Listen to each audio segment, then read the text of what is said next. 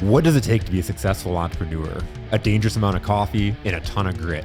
My name is Jason Tracy, and every week I interview business leaders to share their stories, life lessons, failures, and advice with you. Welcome to Coffee and Grit.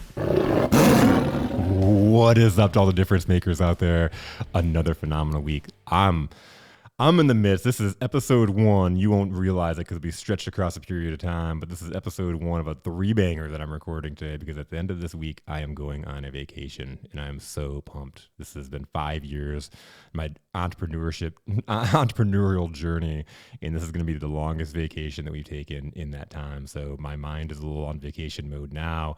I got brought back in because right as I was in the studio waiting to go on, I got a message from somebody that I had shot a message to one of my clients, and I was on pins and needles because she had sent out some contracts worth a substantial amount of money. She had 4 contracts she sent out, and I'm like, what happened? And so I just shot her a message because I was thinking about her, and I was like, hey, I've been in pins and needles. What's going on?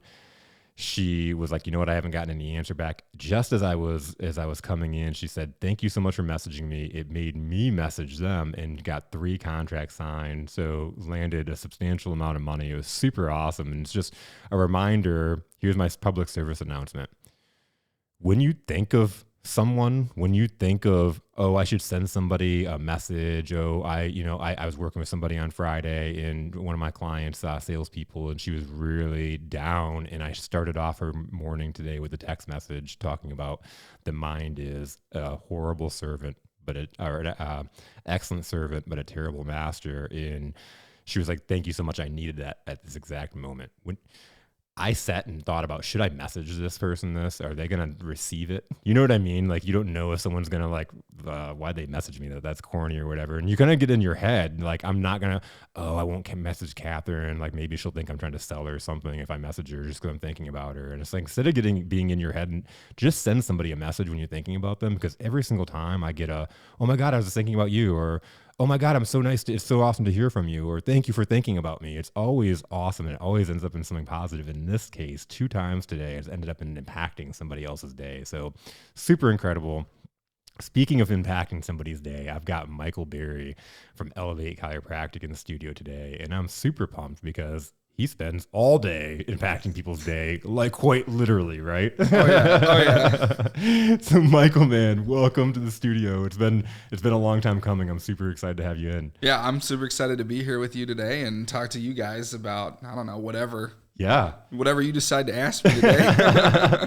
Well, it's a journey. And I remember we were talking about, this was probably a month or so ago now. We were at an entrepreneurial networking event, and we were talking about that entrepreneurial journey, like it's starting off. You're newer. What is it? Year 3, 4, 5? I don't know. It depends on how you count it, right? Because I started in 2020. Okay. Like I packed up, moved my whole family out here. Yeah. We had a 3-month-old at the time. I don't know if you've ever moved with a 3-month-old. So where'd you move from? Indiana. Wow. Okay. So like I packed up all my stuff and I came out here and I'm like, yeah, let's start a business. This is gonna be awesome. We came out here March 15th of 2020. What? Oh my gosh. And then everything hit the fan and I'm like, you couldn't have planned that one more. Like you went straight into lockdown. Straight into it. Yeah. Yeah. And I'm like, this was not the plan. It was that 3 or 6 month paternity leave that I got out of the deal, but like it definitely didn't make anything easy for me. Yeah. So we just my wife and I'm like, all right, what do we have to do? So like I took that time to prepare the space for what I wanted to do there and figure out layout and how I wanted people to move through that office space. It's all I could really do, right? Is figure out these protocols and continuing education, which I always have to do. But you just got to prepare, right? You can't just sit and not plan on anything or figure out like what your intake is going to be like or anything like that, because it's just going to gum up the works when it comes to having a higher volume move through the office. Yeah, yeah. So you had the time to put the foresight into it as opposed to like just going straight into it. Oh yeah. As opposed to just jumping in, like no warning, don't even look down, just jump. I mean, that's what got us out here was just like, I'm not even gonna think about it. Like it's done. Let's do it. And we moved out here and then boom, pause, time out, spend time with your family, which I think was just such a blessing for It me. actually was, yeah. I had gone from, I mean, I went to school for 8 years, right? So I got out of high school, I went to school, like to college. And then after like 3 years, I transferred, I finished my bachelor's and my doctorate at the same time at Palmer College of Chiropractic out there in Davenport, which I don't know if you've ever been to Davenport, Iowa, but let's put it this way. There's Palmer West, which is in California. And then there's Palmer, Florida, which, yes, those would have been probably awesome. But that comes with a certain amount of distraction. So I was like, I'm going to go to Davenport. And my girlfriend at the time, she's now my wife, which is really good. But I was like, man, I'm thinking about coming out of school. The original plan was to go to Texas for school. And then I was like, I don't know. I really like this girl. So I stayed closer, and my wife thanks me for that. That's awesome. So you stayed in Iowa. Yeah. Oh yeah. And you get to study or drink. And I'm like, yeah, I'm going to study and just kind of chill. Right. Yeah. So as we get to that shutdown, you've been basically like working, going to school, like your time is wrapped up. Oh yeah. Yeah. I finished. And I mean, for my program, it was 3+1. So it's 3 years plus a trimester. Trimester's 3 in a year. Right. So the normal course load for a full-time student is 12 credits. Right. And like, if you're going to take more than that, which is pretty standard now, I think is like 18. Full course load at Palmer for a trimester was 28 credits. I was blown away. I couldn't, like, at a certain point, I just went reduced load, which means it took me a full 4 years instead of doing it in insanity. Yeah. But in there, insane mode. I mean, oh my gosh, insane mode. It's like you get ready for finals week every month, right? You get all this information, and then it's like, boom, you have exams, but you had exams every month, and then you had finals. Whoa. And then throw boards in there. So we have to take 5 parts of boards. We take part 1 through 4, and then we take physical therapy boards. And it's just, you get all this information, and you got to retain it. Otherwise you're going to be cramming again for boards. And so you figure it out. But that reduced load, even from that, it took it from 28 to like 22, wow, which is still a lot. Yeah. So So you're putting in all that work. Like for me, like at that pandemic, it was like everybody is so uncertain. There's a lot of bad things. Obviously, like you're about to start a business. I was in the middle of starting a business, and I had just literally 2 weeks beforehand fired my top paying client because they were not a good fit, because I had replaced them with all good fit clients. And then half of those, like the majority of those clients got shut down and stopped working with me because they didn't have any money and any cash flow coming in. And it was like, oh my God. But thinking about that time, it was like, I'm not going to let this time go by. We have this time to be with family. We all sit and talk about, we're busy. You know, we have now time. You have time with your 3-month-old. Like, how amazing was that? That was phenomenal. I mean, everyone like loves watching their kids grow up, but this is something that was unique, right? We had that opportunity to just sit and just enjoy it. And, you know, as parents, right, you can't ask for anything more. A lot of the times too, like as a father, right, you still have your responsibilities to support the family. Like it's that pressure, right? Everybody has pressure. Yep.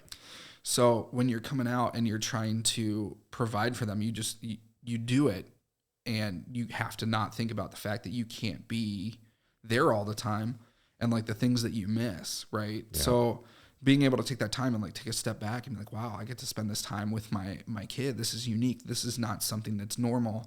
And kind of change the script. Like 2020 was, everyone's like, oh, it was terrible. I'm like, I came out back to my hometown after 15 years. I got to spend time with my son. I've like just established this group of friends that I have, and it changed my life. Right. So I'm excited. I was excited. I came out of school, that first year was just kind of like a blip. Right. And then wasn't an enjoyable blip, but then I came out here and my life, like it started then. That's when it started. I got to really get to know my son, really get to connect with my wife, you don't usually get that, like, get out, go to work. Right. Yeah. So I successfully established that. She's like, please just go to work, please. So now now she misses me when I come home because I'm at work now. But back then, I was just there. And she's like, are you going to go to the office today? I'm like, I can. She goes, please just go.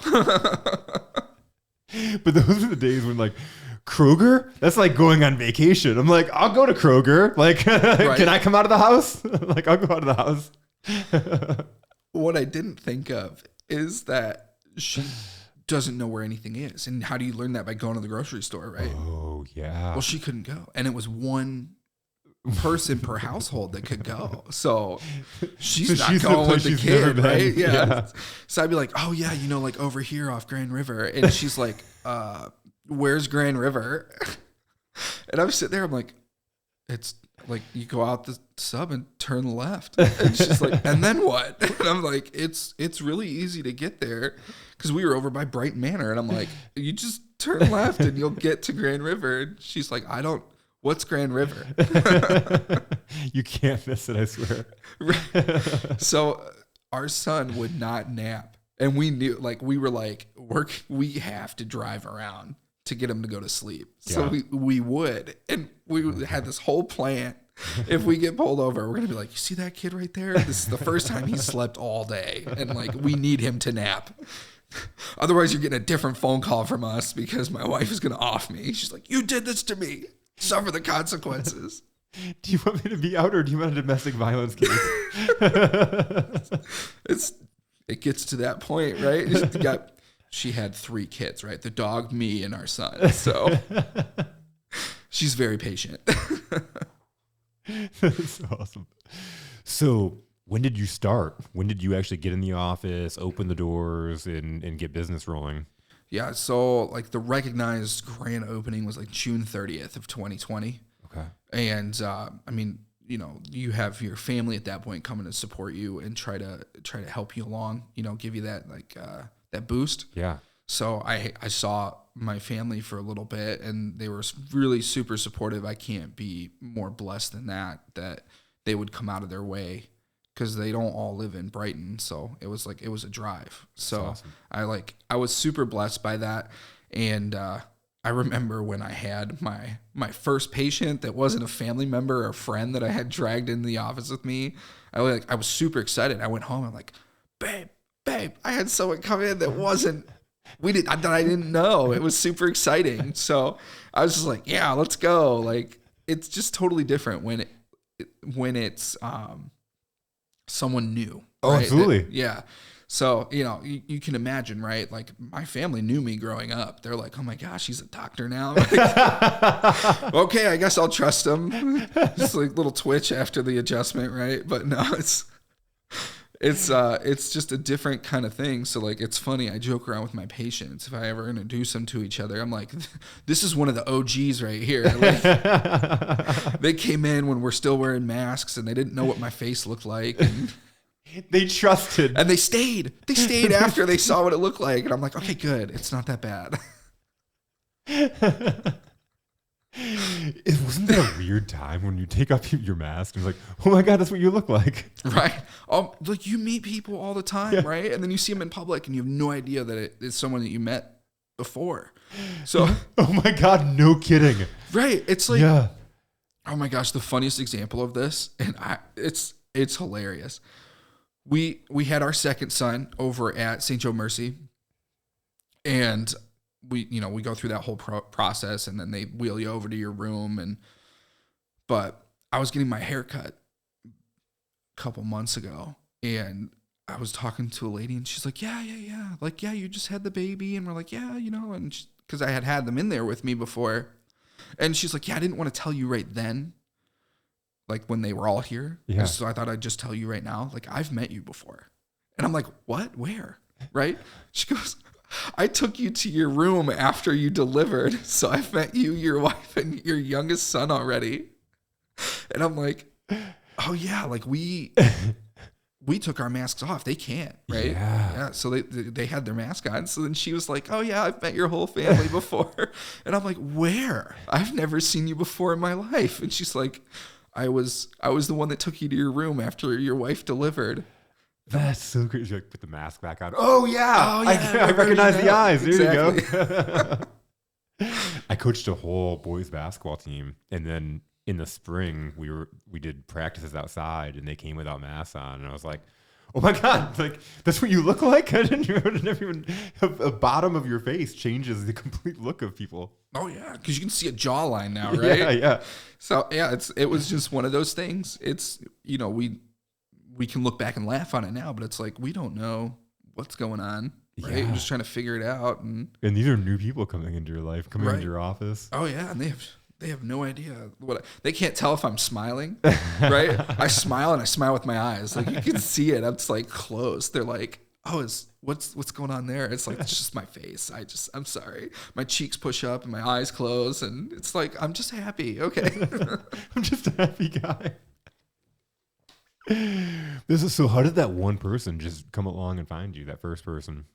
Oh, the first person out of the gate was a referral from somebody else I had interacted with, and it was like their sister. And they're like, hey, you know, there's a new doc, and so they came out, and she was like, I'll try it out. Yeah, like, you know, I'm having problems, and it's not great. And so she came in, and it's just amazing the kind of healing that can really happen when you unlock the body's potential there, right? So once you get all it is like a kink in the hose, right? There's a block of information. So what we did for this one patient is they were having a lot of low back pain, a lot of neck tightness, and it affected their life. It affected their work. They couldn't focus. When you're in pain, it's hard to focus on anything. Mm-hmm. But like, this is one of my favorite stories ever. Like, I took care of them like for a week, and they were sitting there one day, and we were talking. We were getting a lot of feedback, and we're just trying to, you know, I'm just trying to see like how they're doing. And they're like,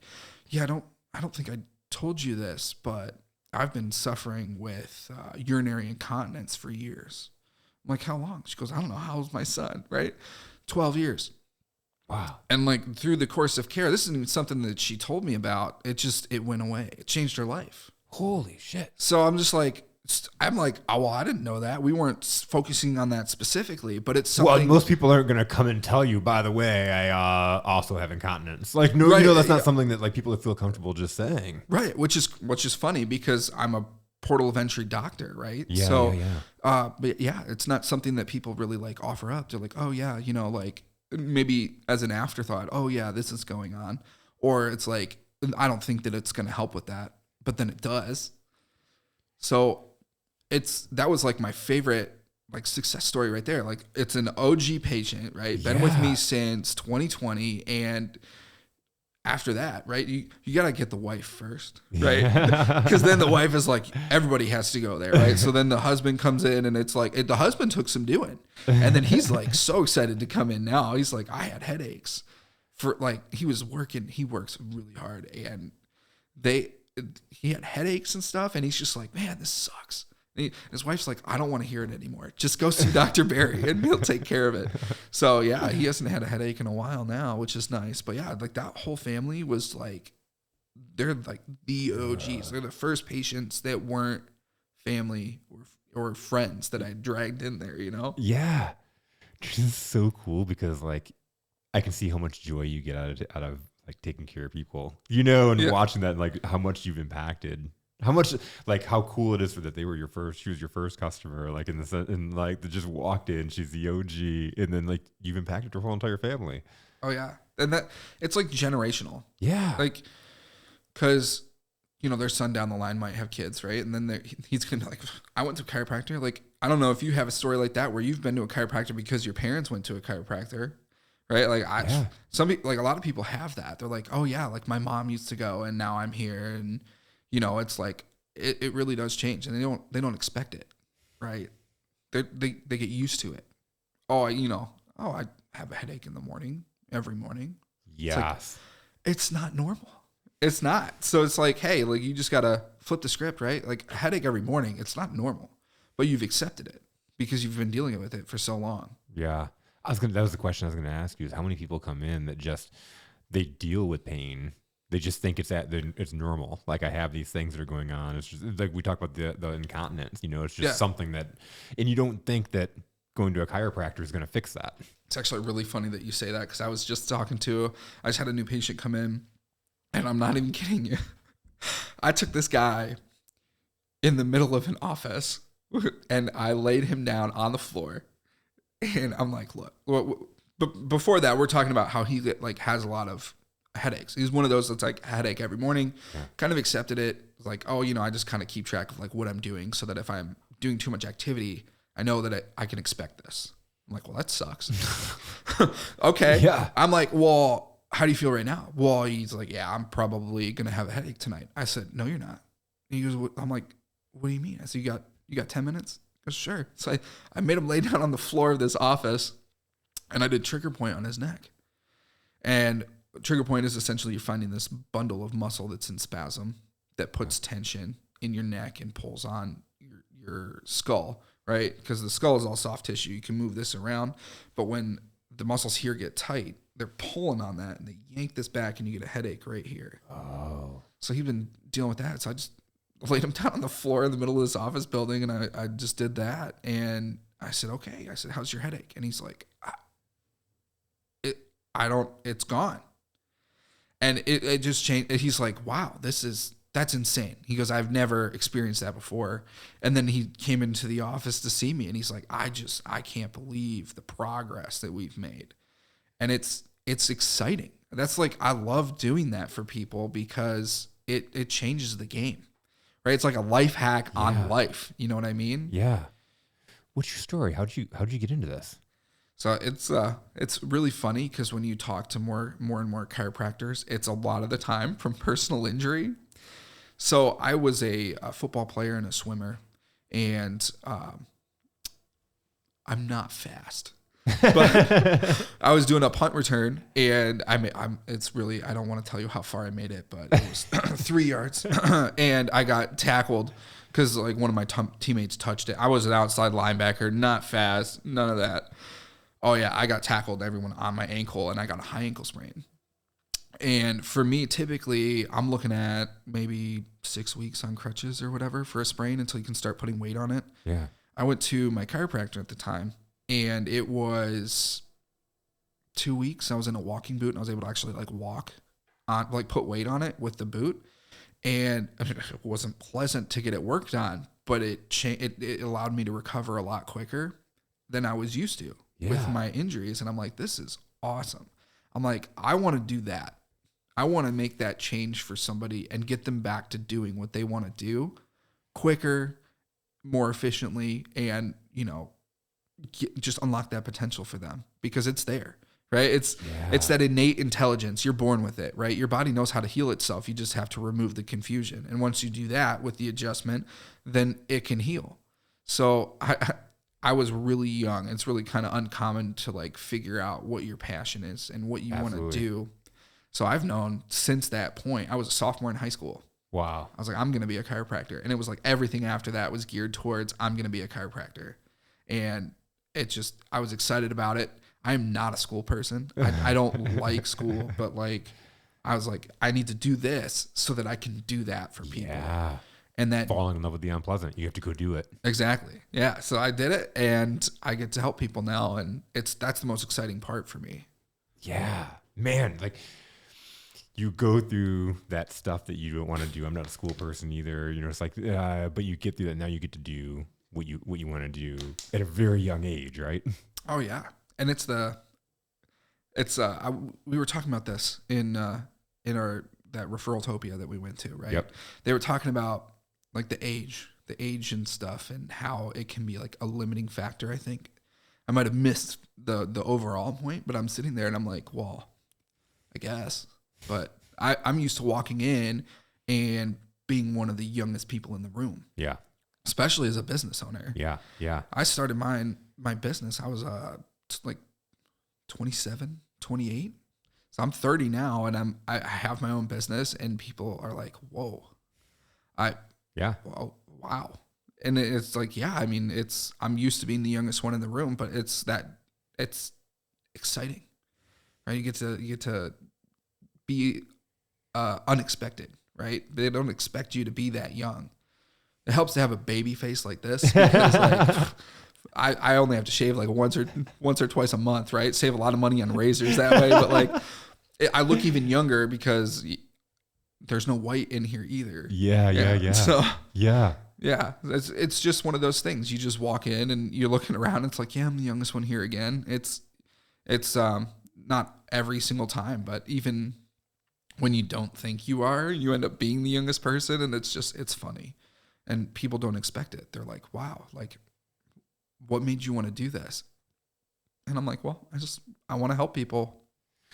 Well, and so what made you be an entrepreneur versus going and working for somebody? Yeah, I had this heart-to-heart with my dad. But no, I had my first year of practice in Indiana was pretty unpleasant. So I was like, if I'm going to work this hard for somebody else to grow their business, I'm like, I might as well just do my own. Yeah. So I made that choice. I'm like, I'm going to do that. Like, that was part of one of the motivating factors. And then my dad and I, we were talking about it and different situations, and like, you're thinking about it in 2020. You're like, okay, what do we do? Is it feasible to start this business? Am I going to be able to grow in this environment and that kind of stuff? And we came down to like a really interesting point. One, I like to do whatever I want.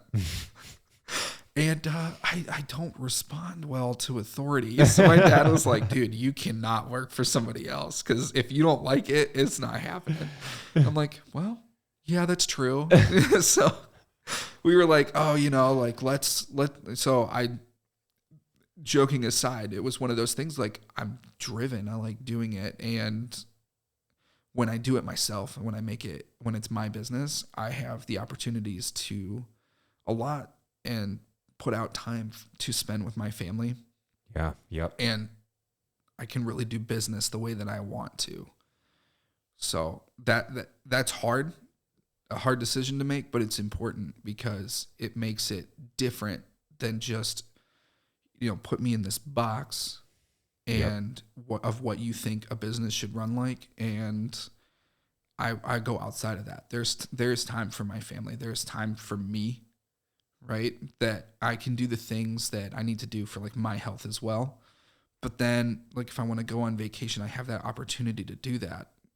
So it's a nice trade-off there. Like, you sacrifice some things, but then you gain some other stuff, right? Yeah. So, and that freedom and being an entrepreneur and doing it, and it's your business, and you can kind of choose what direction it goes and how you want to do it, you can't replace that.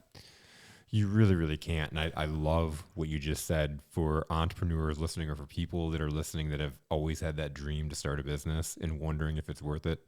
A few weeks ago, I had somebody ask me, like, when did you know that it was time to start a business? And it was like that voice in my head wouldn't go away.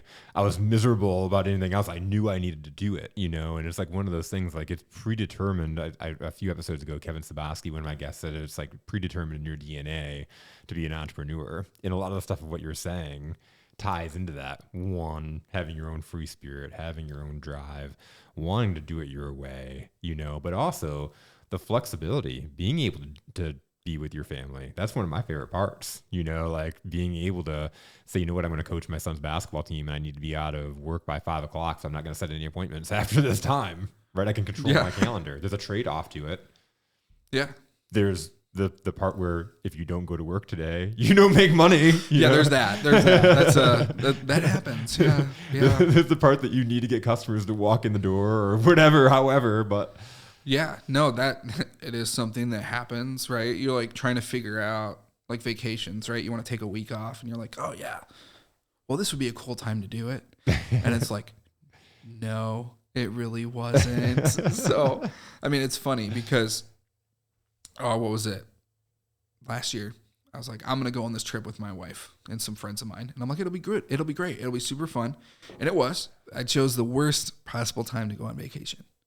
November. I took a week off in November. So at this point, I had moved my office, changed my office location, And my wife's like, maybe we can't go on this trip. Maybe I'm like, no, we're going on this trip. I need this trip. We're going. So we went and I took a week off, and it just ended up being because of like Thanksgiving and holidays and all that kind of stuff. For November, I worked 1 full week because I took the other week off. It was the worst decision you got to learn from that, right? Because now you're like, okay, you can't do it there because it doesn't work. And like that momentum that I had built up until November, it kind of like fizzled out. Yeah, it dissipated. So then you spend the whole end of the year trying to gain that momentum back and come in strong. So, I mean, you can do it. My December, January was way better than November, but November only worked 1 full week. So I worked like 2 weeks essentially in November. Yeah. If you put it all together, and I'm like, okay, well, we're not going to do that this year. Not that we don't want to take a vacation, but it's like, you just figure out where you can do it. Yeah. Right. And you're going to mess up. Timing is everything, but you're either winning or learning, right? And I love how you said that. Like, you learn from it. There's nothing you can do. You can sit and be like, oh my God, that's the end of the world, and like beat yourself up and whatever, but it's not going to bring that week back. No, it's one of those things. It's like, yeah, it was still fun. Yeah. So it's just, maybe not the best in terms of business to like take that time off, but I'm going to do something like that at the end of the year this year. I'm taking the last week of the year. I'm taking it. It's me. It's New Year's. It's Christmas. Yep. I'm just going to do what we want to do. And we're going to schedule that time, and we're going to spend it with family, because that's what it's really about. That's what the vacation's all about too, right? It's like putting that family time in, because that's one of the most important things to me. Yeah. Right. So like, business aside, if I had to choose between the two things, have a business or have a family, I'm going to choose have a family. Every time. Yeah. Every time. That's a no-brainer. Yeah. It's like, all right, well, if this is going to kill my family, it needs to go, right? So that's where the balance is important, right? You find that balance and you get into that groove and you make that work for you. You got to make that time work for you. And what you find out is it's not that hard to allot that time for your family. Yeah.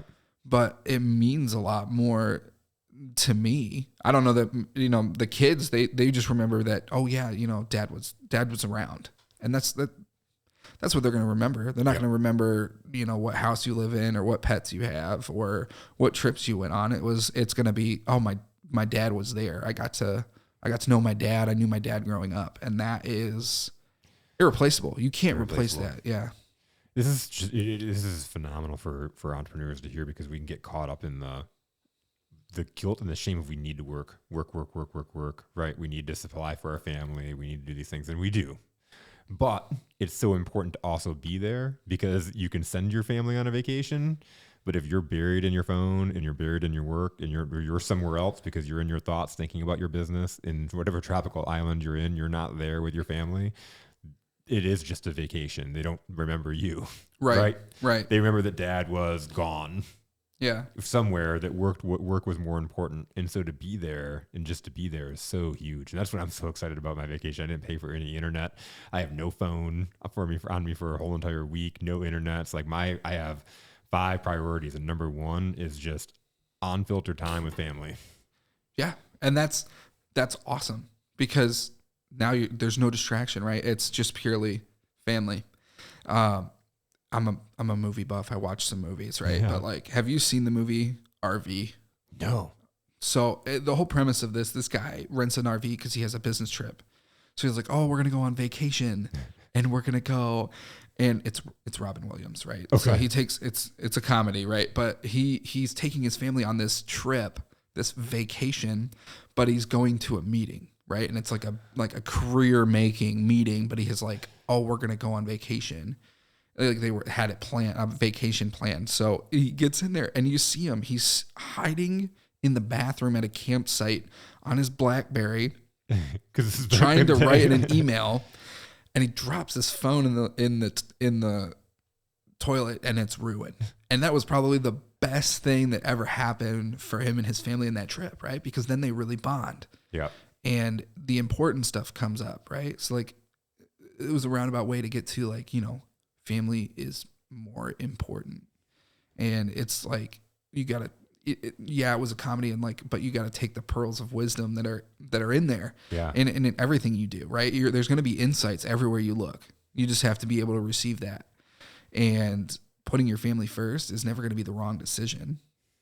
It won't be. Yep. Especially if that's what you want. If you really want a family and you really want them to know you and you want to have a relationship with them, you have to make that a priority, because if you don't, you won't have that relationship. Yep. Core values, just understanding what you want out of life. If family is important to you, making that a priority you have to make that a priority, because if not, you will get buried in all the other stuff. It's easy to get caught up. We talk about we don't have time, and how much time do you spend on your phone looking at Facebook, just going through random stuff? You think about the different things, not saying you personally, but like us in general as people, there's time in the day that we waste. Oh, and it truly is wasted, right? It's funny that you mentioned that, because we have friends that are single, no family. They have their family, but like they work, and then they have their hobbies and that kind of stuff. Yep.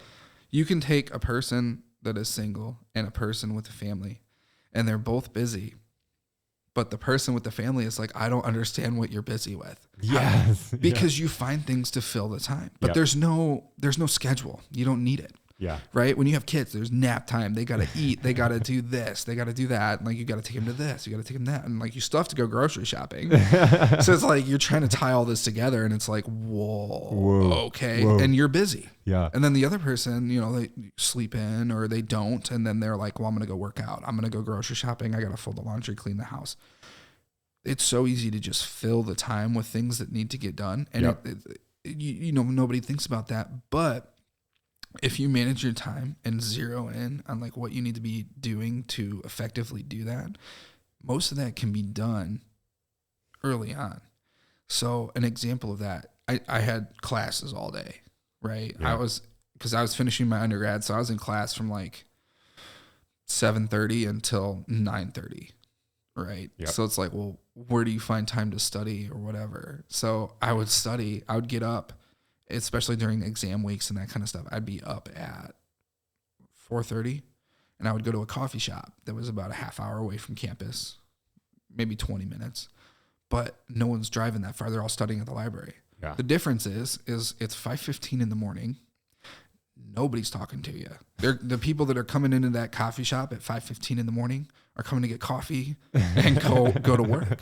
Yeah. So I'm sitting in this coffee shop. It's quiet because it's 5:15 in the morning, but you take that time and there's no distractions. You're able to study. And by the time that it is distracting, it's like noon and you've studied for 6 hours, right? Yep. So it's like, even if you like take a minute, walk around the building, whatever, you still spent that 6 hours of time focused on one thing. The difference between like, and you got to find what works for you, because if it's study at night, then do it at night. Yeah. But like you have your productive times. So from that, I've studied now undistracted for 6 hours and really absorbed this content and gone over it as many times as I needed to without distraction. And I have the rest of the day to do whatever I want. Right. So like noon, I'm done studying, but I've studied for 6 hours. If you do an all night cram session, you're tired, like hungover from drinking the night before. Maybe. I mean, and it works for some people. Yeah. I don't know how. Yeah. But it works for some people. Some people can pull it off. Oh yeah, they'll pull it off, and and you wouldn't know the difference. But difference is I sleep.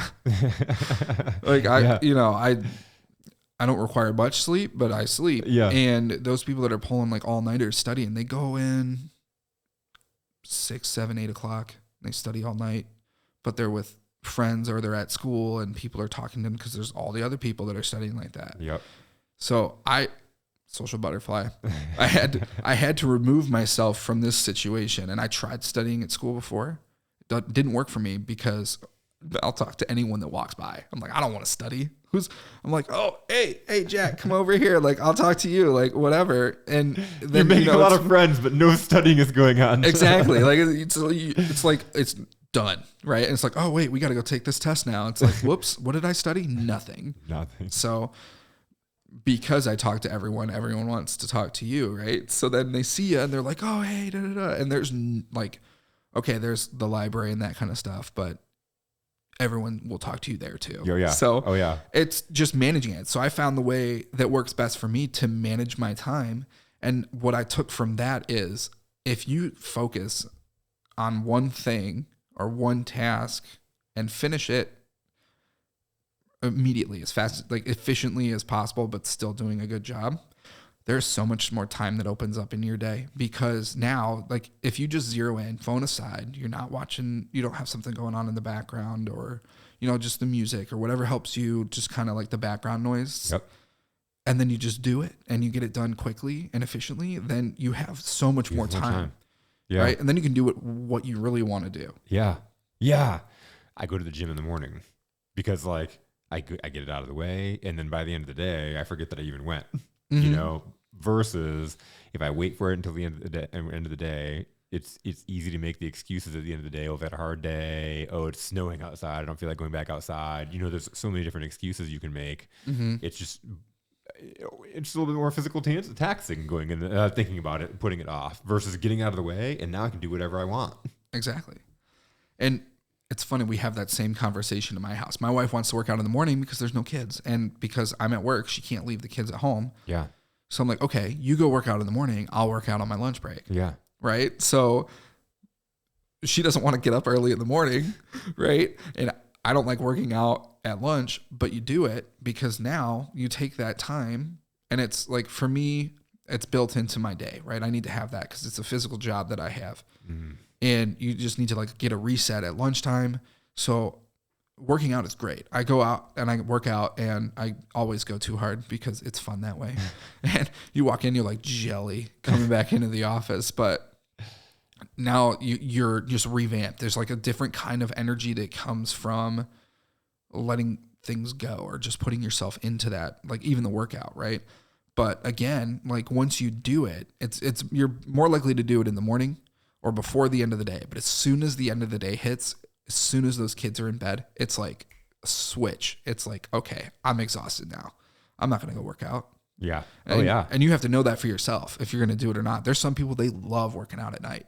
Yep. But yeah, for me, I'm just going to go to bed. It's one of those things. It's all what works for you, and it's identifying. And I love how it's like talking about being self-aware and understanding. You knowing you're a social butterfly. I'm the same way. I'll talk to anybody, and because I don't want to do this, I'll like create a conversation. It's like National Lampoon's Christmas Vacation. Like, get me somebody on the phone while I'm waiting for this guy. You know, like, you know.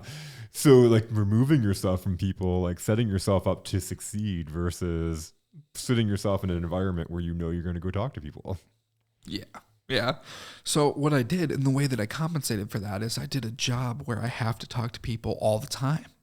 Right? But how beautiful is that, though? I know. You get to do full circle. What your full strength is, right? Yeah, exactly. So it's been... And have you always been like social butterfly? Like, oh yeah. Yeah. Yeah. And like, I couldn't be an introvert.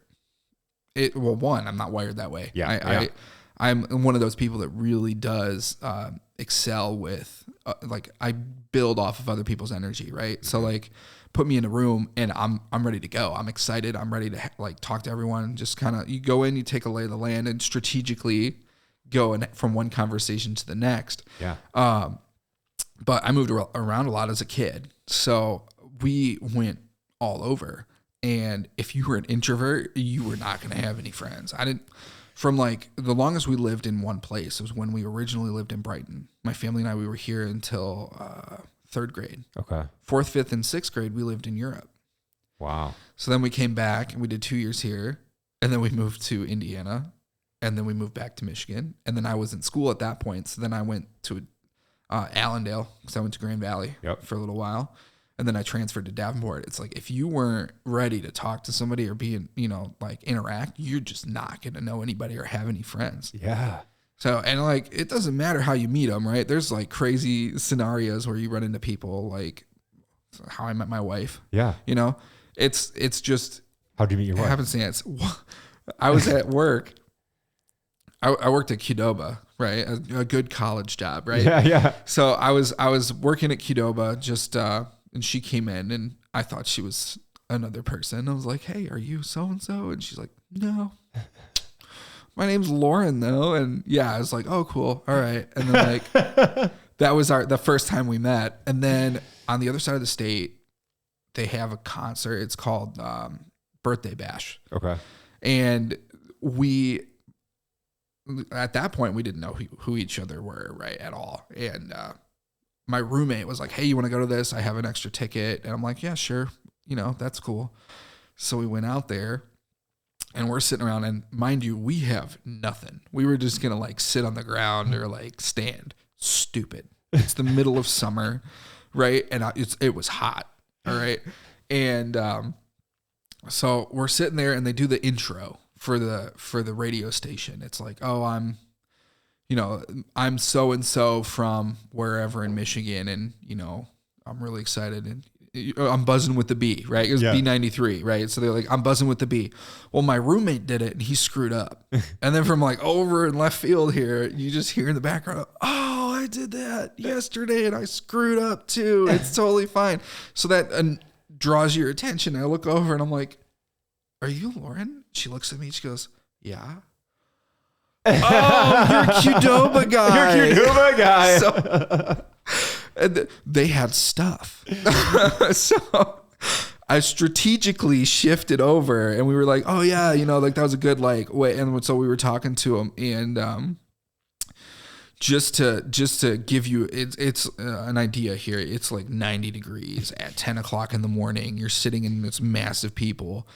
And so like we started talking to them and then we're getting ready to go in and I'm like, hey, you know, y'all want to sit together? And they're like, yeah, that'd be super fun, right? So I take all their stuff and carry it for them because I'm a gentleman. But no, they can't get away that way, right? So I'm sitting there, and oh man, I'll be honest, I deserved to be in a shed at that point in my life.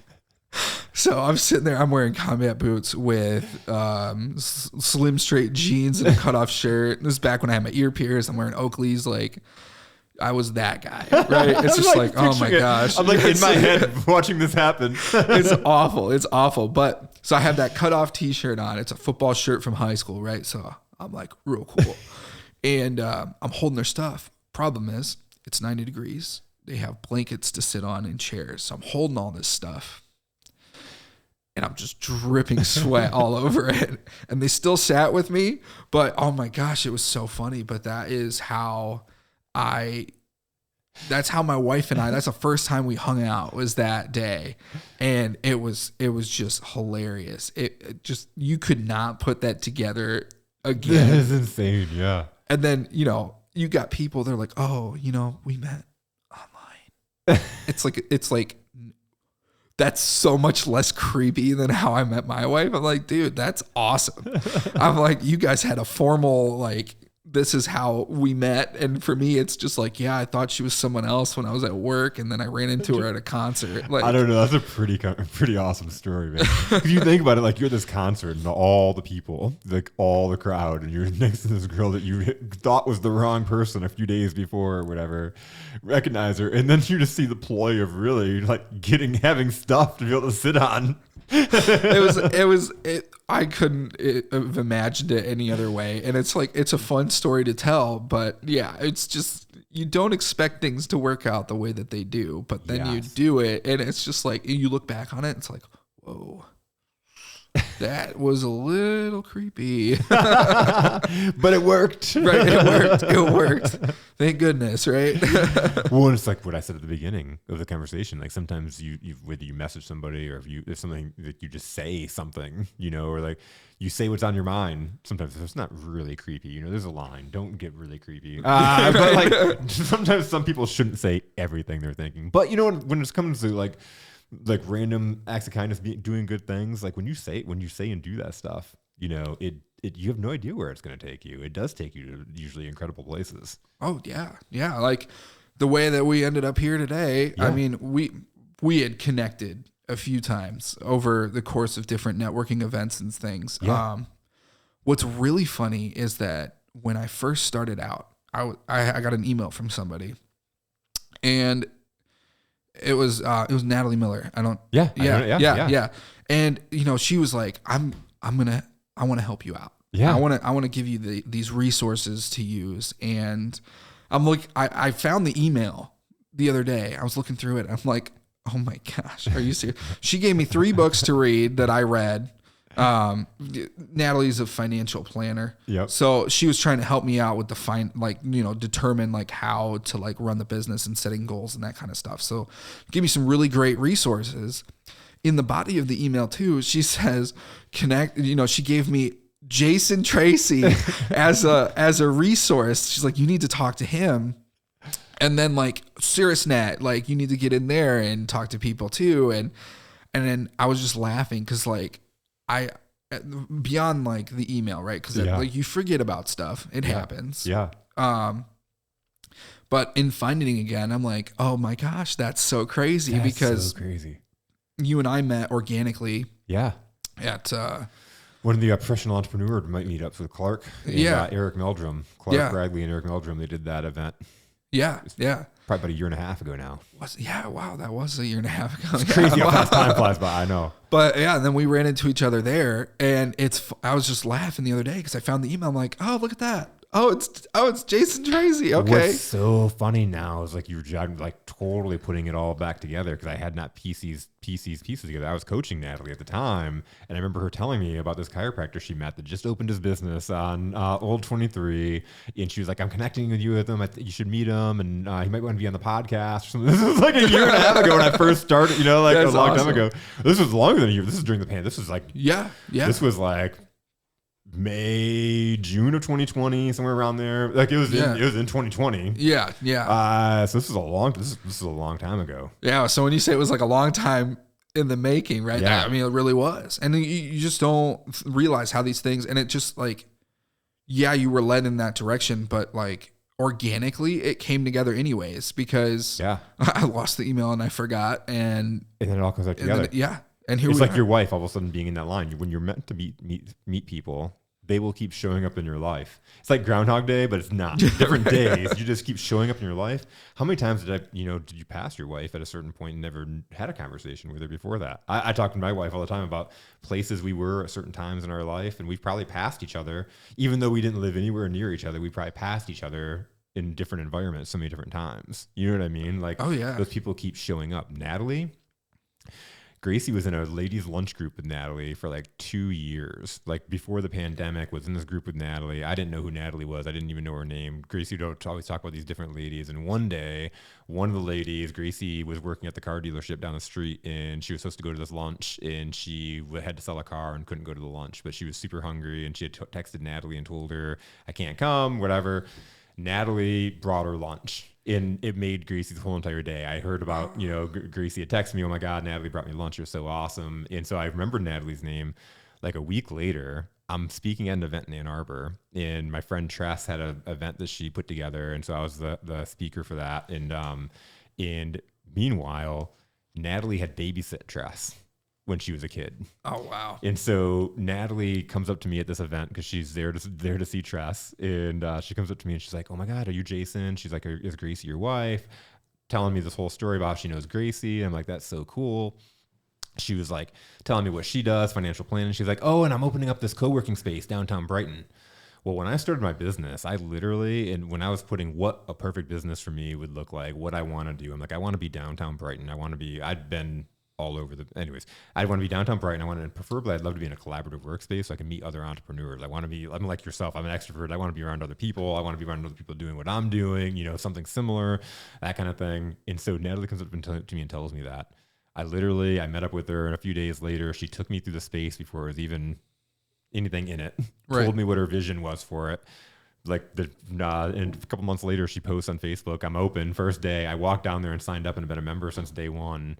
But it's just our awesome, relationship. though. Yeah. But she's connected me to so many different people, the way the past have worked and stuff like that. It's like the way you meet people, you never know how it's going to unfold. Like, oh no, never, no, and it's pure happenstance, right? Yeah. I mean, they're like it you can't explain it. You can't. It just happens, and it. But some people ignore it. Yeah. Or, oh my gosh, sometimes yeah. you have to, sometimes even us, we like, I don't know how many, it's like one of those things, but like when you see that opportunity, when you're like, it's like you read the books that Natalie put in front of you. Oh yeah. And like, yeah. Eventually we connected. That just kind of happened. Well, what's crazy is how many times I've recommended those books to other people too, because they impacted me. So I'm like, you got to read this. Yes. Or, you always get get people that are like, I don't read. I'm not a reader. I don't want to read it. They're like, can you give me the Cliff Notes? And I'm like, you know what? Yeah, I can. So I took one of those books and I made a tool for myself. This was just to manage my finances. And I'm like, let me use this tool. I've shared that tool with like 6 different people. Yeah. So that they can manage their finances. Right. And it's not fancy, but it works. Yeah. And I don't stress about it. Because it's, if it's all appropriating the funds to where they need to go. And like, if you need it, it's there for that specific purpose. So it comes back around and it works out. And like, if I can help somebody streamline their process and make it easier, I'd rather do that. Especially, like friends and family, like you're just like, hey, like I have this knowledge, let me share it with you, and you do with it what you want, but it's not, it's not the gold standard, right? It's just how I do it. And it's been helpful to me. So, try it out, see how it goes for you. Well, it's that generation. So when you pick up stuff, you have no idea when you meet people where it's going to go. And then you're able to pay it forward and pass it along. Like, there's like it's just people, it's footprints or fingerprints, like leave a fingerprint in your life and then you're able to pass those fingerprints around. It's kind of a beautiful thing. Yeah. No, I like that. But, oh my gosh. Yeah. So, we were talking about like that, getting those things, like someone will say something and it'll trigger you. Yeah. And it's like when you reached out to me after the Referraltopia. Yeah. It was because of something that I had just put in the chat. And like, we were talking about like failure in business or failure in other aspects of life. Right. And I had said failure is an event. It's not something that defines you. It's not who you are. You are not a failure because you failed. And that's what connected us back together, right? You're just like, I like that. Yep. I like that. Yep. So we just kind of went from there. But like, that was such a meaningful like interaction too, right there, is just that, you never think about like the ripple, right? You don't know who that's going to affect. That might have changed someone's perspective on a recent failure, right? They're like, oh, I'm here. I'm at the end of my rope. I don't know what to do. And I'm at this referral event. And then you drop some knowledge like that. And then they're like, whoa. Oh, that it doesn't ruin it. It's not the end. It's the beginning, right? Yep. You fail and it's like, cool. All right. What can we learn from this experience and go on to the next one? There literally there's a young man that was at that event in that had failed in business. And he was, we were having a conversation and I literally told him the words that I had just heard from you. Like like afterwards he reached out to him and was like, thanks, I needed that. And it was like, it just came back from you. And then I literally, that a couple of days later, I was on a podcast and we were like, came back around and I was like talking about you. So when I ran into you again last week or 2 weeks ago, a couple weeks ago, I was like, you need to be on the podcast. Like I've already talked about you on the podcast. So I'm glad you brought that back around because it's so powerful. Oh yeah. No, and the funny thing is that I got that from somebody else too. Like it's a powerful message. And sometimes you just got to hear it. It's like, it's okay. Yes. It's okay. Yep. It doesn't ruin anything. And we put so much pressure on ourselves as entrepreneurs that it's like, oh, you can't fail at something, or you can't. And then you get into this realm of, I won't because I don't want to fail, or I'm afraid to do this because I don't want to fail. And that's crippling. If you get stuck in that mindset of, oh, if then, oh, you can get stuck in that rut all the time, right? For your whole life until it's too late. Yeah. And then you scared yourself out of something that could have been phenomenal. Yep. And then it gets to a point where you're too sick and tired to go and do that thing, because you can say there's never too late. I watched it happen to my grandma, like my grandma, like was sick and tired until she couldn't do the things. Right. Right. And then there's like a life of regret of things that she didn't do. And that's a lot more common too. And that gets back into that work-life balance that we were talking about before. Yeah. Right? Like the mindset that it's work, die. I was like, no.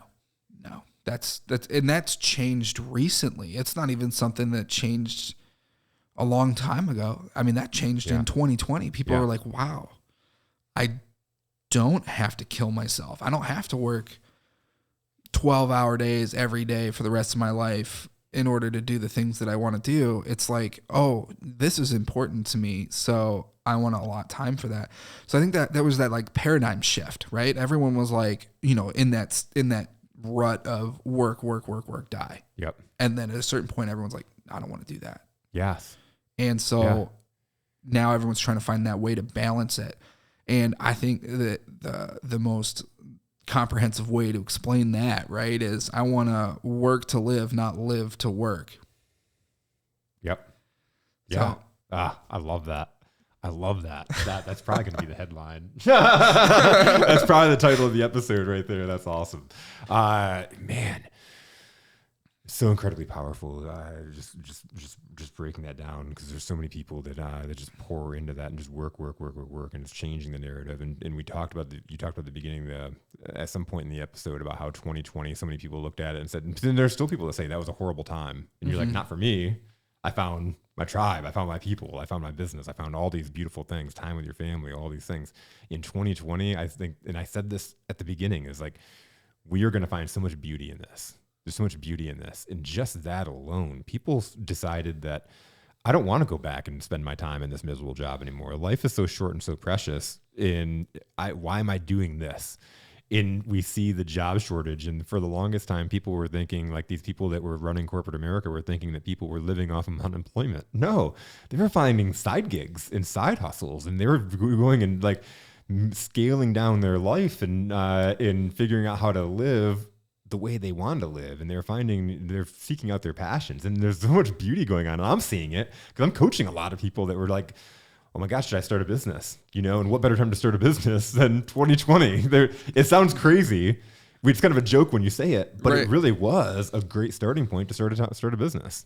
Oh yeah. I did that. So, I mean, it takes that time where everyone always says, oh, I should have planned more for this.